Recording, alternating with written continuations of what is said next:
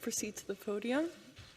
Holly is an autistic autism researcher and doctoral candidate at the University of Edinburgh. And today she's talking about creating environments that are accessible to and supportive of neurodivergent people. But she also asks, what does support mean in the context of neurodiversity? And what are we supporting people towards and for whose benefit? So Holly, when you feel comfortable, take it away. Thank you very much for that introduction and for the great talk by Max. Hi, I'm Holly Sutherland, and I am, in approximate order of relevance to this talk, an autism researcher, autistic, and a PhD student. And I'm going to talk today about support and interventions for neurodivergent people, specifically how neurodiversity as a concept can inform when, how, and why we intervene. So I'm not going to go on defining neurodiversity because hopefully by day 2 of ITAKOM you've at least got a general idea of what it means. Instead, I'm going to highlight that neurodiversity as a framework claims that differences in neurotype are not inherently deficient, that there is not a single correct way for a brain to work. This is a powerfully liberatory framework for anyone who thinks, learns, or perceives the world in a way that differs from the norm. But it does raise some pretty key questions about support and intervention with regards to neurodivergent people. Mainly, what are we doing and why are we doing it? If we acknowledge we shouldn't be aiming to make people more normal, that there's nothing inherently wrong with differing from the norm, then what are we supporting? Why are we intervening? Should we be intervening? To answer this, or not answer this, because this should be an ongoing dialogue between neurodivergent people, researchers, parents, carers, educators, health workers, etc. going forward, but to start thinking about how to answer it, there's three key questions I think we need to consider.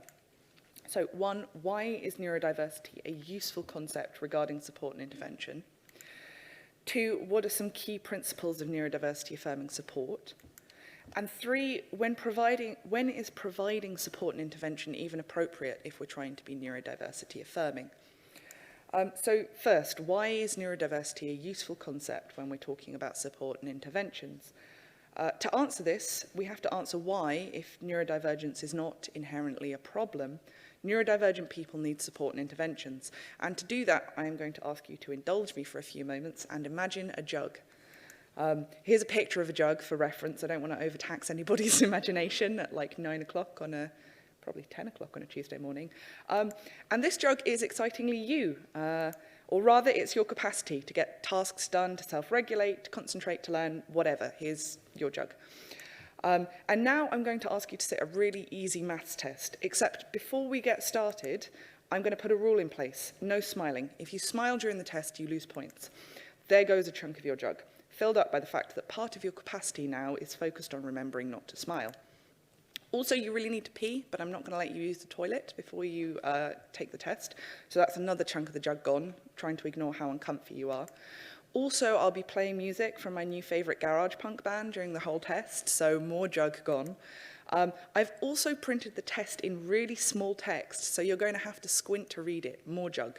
And at this point, let's collectively imagine that you turn to me and politely explain to me that all of this is making you really stressed about what should be a very simple maths test, to which I suggest that you try some breathing exercises to make you feel less anxious. And maybe this does help with the stress and anxiety. I'm not here to knock breathing exercises, but it is another thing to remember to do. It's another chunk of your jug. And now it's time to sit that nice, easy maths test. Now that I've given you an arbitrary rule to follow, 2 separate sensory distractions, an inappropriate test format, and a helpful intervention to deal with all those access barriers I have just put in place. Except you have no more capacity. That nice, easy maths test is suddenly impossible. And this is a silly little hypothetical scenario, but it's also essentially what neurodivergent people are dealing with every day. Physical environments not designed with our sensory needs in mind, social environments that require elaborate masking strategies to navigate, and settings or systems that don't provide information and activities in accessible formats. And to give you an idea of how burdensome this can be, I'm going to pull out just one of those things, social environments, and let Daffodil tell you about her experience with it. Now, Daffodil is a pseudonym and a participant from a qualitative study I ran looking at autistic adults' experiences of social communication. And every time Daffodil has a social interaction, there are some rules she has to remember. She checks her body language and her facial expressions and whether her breath smells as she monitors her eye contact because her auditory processing issues mean she lip reads to understand what's being said, but to pass as neurotypical she needs to meet people's gazes regularly. She has to keep track of how much she's been speaking and how much the other person has been speaking to make sure she's not dominating the conversation. She needs to remember to reciprocate social pleasantries. She needs to remember not to interrupt. She needs to remember not to be too loud or too quiet. She needs to remember to monitor whether other people understand what she's saying, but not to over-explain or repeat herself too much or they'll get annoyed. And she needs to actually follow what's being said, of course. In her own words, I can be so focused on engaging correctly in the conversation that I miss the actual conversation itself. And Daffodil is by no means unique. Many of our participants shared similar experiences of missing being able to actually engage with things because they were busy trying to perform engagement correctly. Yes, I am on the correct side. And again, this is just a description of the kinds of demands social masking makes on someone's capacity. This isn't taking into consideration differences in attention or memory, inappropriate physical or sensory environments or information formats, mental or physical health issues, bullying, and plain old day-to-day variations in stress level. The list of things that might add to somebody's jug goes on and on. And some neurodivergent people might also have reduced jug capacity if they find self-regulation difficult. Or certain things might fill up more of their jug capacity than they would a neurotypical person's. And what we risk doing with support and interventions is just filling people's jugs up further with more things to remember, more demands, more stressors. We also risk, as with Daffodil, giving people sets of rules that make them seem to be struggling less, but only because these rules are encouraging them to mask their neurodivergence. In reality, these rules could actually be reducing their capacity to do things that are enjoyable, meaningful, or useful to them, like pay attention to conversations, which is fairly basic. What neurodiversity challenges us to do then is to centre the person and their experiences, their perspective, their capacity jug when we support and intervene. It says that to really tackle the problems a neurodivergent person is experiencing, we need to put ourselves in their shoes and ask what's going wrong here. Which conveniently leads into thinking about what the principles of neurodiversity-affirming support are.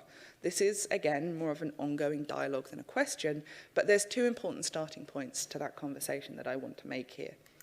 The first is that if we're asking what's wrong here from the neurodivergent person's perspective, the answer is probably not going to be myself.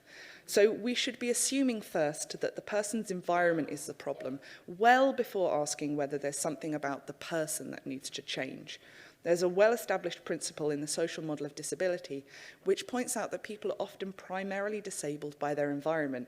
Someone who uses a wheelchair, for example, is not disabled by their use of a wheelchair, but by a lack of ramps to access buildings, lifts to get between floors, and doorways wide enough to get a wheelchair through. The more difficult component of this, though, is that other people's behaviour count as environment too. Your social environment can be just as disabling as your physical one.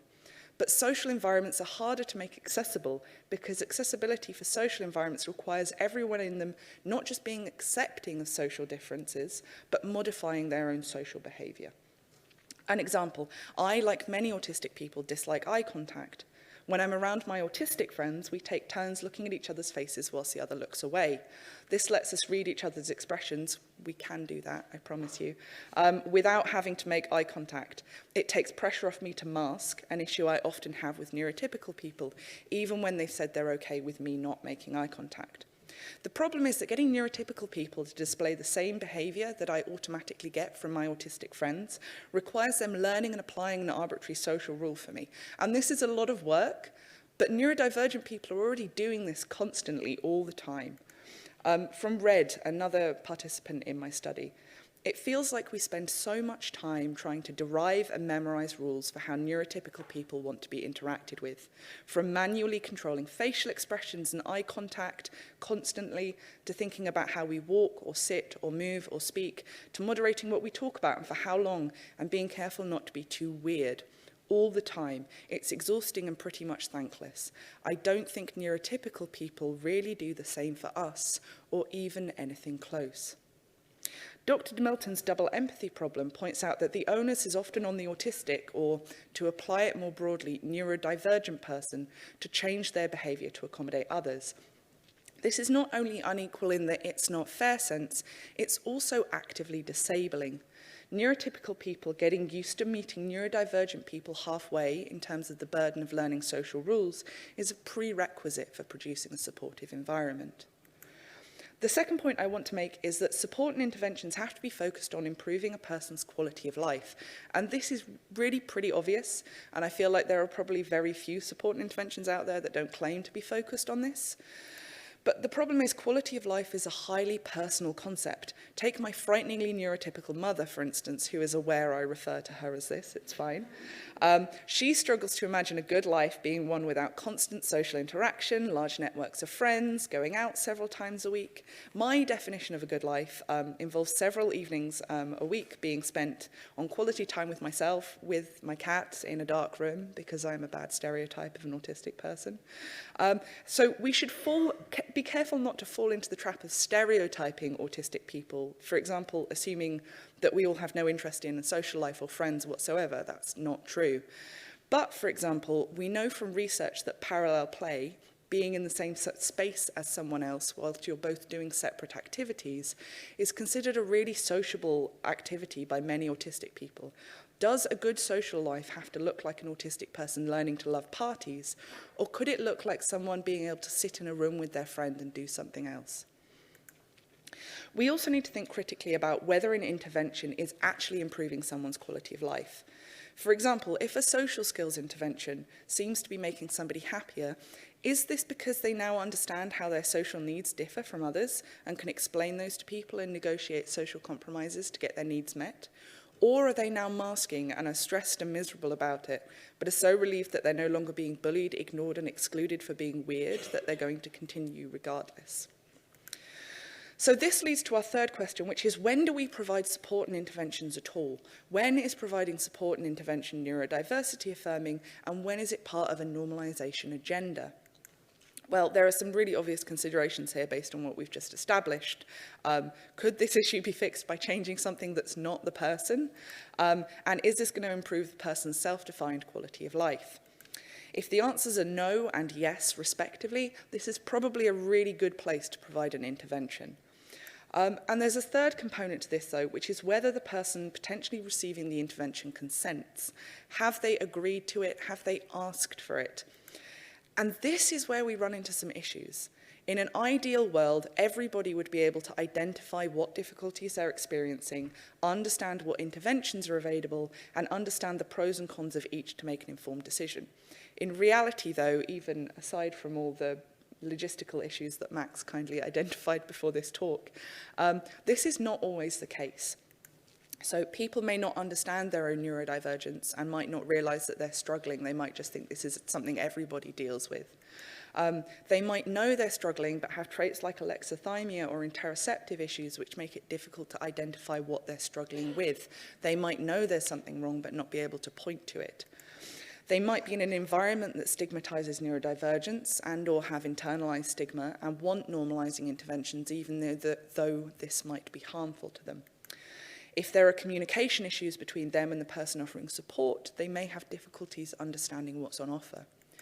If they have a learning disability, they may have difficulties assessing the pros and cons of the different options. And if they have little or no communication, they may not be able to express their preferences. And there are some people, such as children or some adults with a learning disability or a mental health crisis, who, for legal reasons, will have somebody else making decisions for them. All of this means that there will often be circumstances where someone, parents, carers, teachers, doctors, will have substantial input into decisions made about a neurodivergent person's care. In the most extreme cases, they may be making those decisions without meaningful input from the neurodivergent person. People who cannot make decisions about their own care still deserve neuroaffirming support and intervention, or neuroaffirming absence of intervention. But this situation requires us to ask different questions to assess the appropriateness of an intervention. So we still need to ask if we can change the environment first. We should assume that any intervention is going to be stressful and try to minimize that stress. Prioritise leaving people as much capacity in their jugs to learn, to self-regulate and to communicate as possible. This is especially the case for people who might not be able to notice or communicate that their capacity jug is filling up until they're at breaking point. Secondly, we should ask ourselves if this is something that's going to reduce someone's stress. Quality of life is very personal, as we've established, but stresses are slightly easier to generalize about, especially within neurotype. For example, we know that many autistic people find physical contact very stressful, and an intervention for somebody who is, say, touch averse to help them manage their own hygiene, so long-term we can reduce touch between them and their carer, might be stressful for them whilst we're giving them the intervention, but might long-term really reduce their stress levels. Finally, is this going to improve someone's health and or safety that, again, cannot be managed in any other way? For example, an intervention designed to get someone with minimal communication to be able to communicate when and where they're in pain is clearly vitally important, even if they're going to find the process of learning and using that intervention really stressful. An intervention to get someone to stop playing with kitchen knives, say, when we could probably just store the kitchen knives more safely, less vital. So to wrap up, here's the 3 things I hope you take away from this talk, even if nothing else sticks. Be mindful of people's capacity jug. I spent a long time making those jugs, so be mindful of those as well. We all have one. The neurotypical people in the audience, you also have a capacity jug. But neurodivergent peoples are often very, very full, and often very, very full of things that won't occur to neurotypical people. Try to reduce how full neurodivergent people's capacity jugs are, if possible, or at the very least, don't add to them. This means changing the environment first, where possible, before we think about changing the people. Neurodivergent people exist in a social and physical environment that isn't designed for us or accommodating of us, and this disables us. We can all, neurotypical people and neurodivergent people, reduce this by meeting others halfway.